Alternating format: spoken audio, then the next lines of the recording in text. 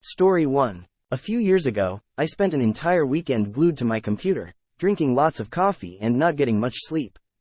Frequently, I felt an itch on my arms, as if a loose hair was falling on them. I'd brush it off and continue staring at the screen.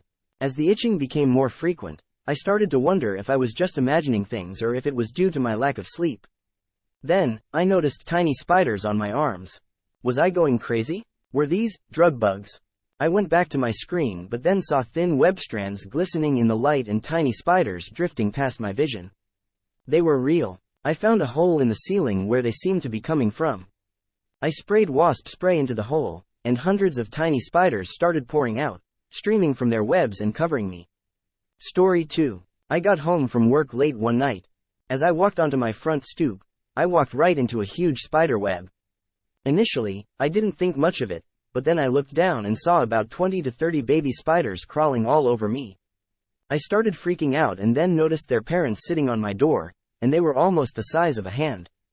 I didn't want to use the front door, so I ran to my back door, threw off all my clothes, and jumped into the shower. I watched as spiders began falling out of my hair. Story 3. I got home late and my phone was about to die.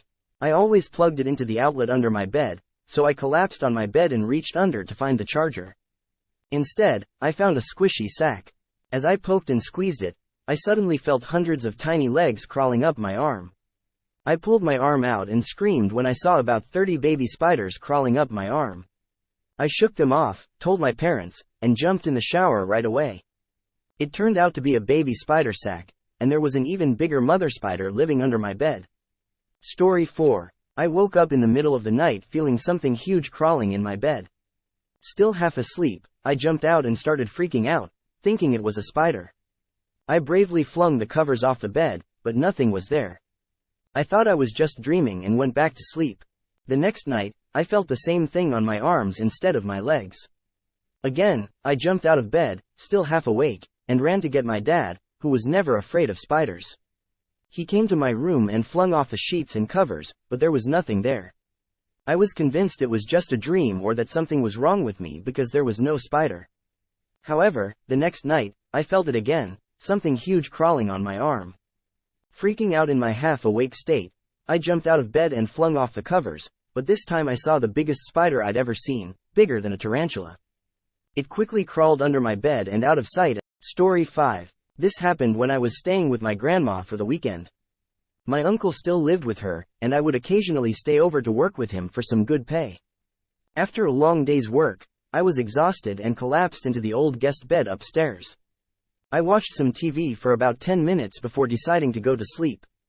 It was a hot night, and I kept flipping my pillow to the cooler side. When I did that and put my head back down, I felt a furry, indescribable object press against my face.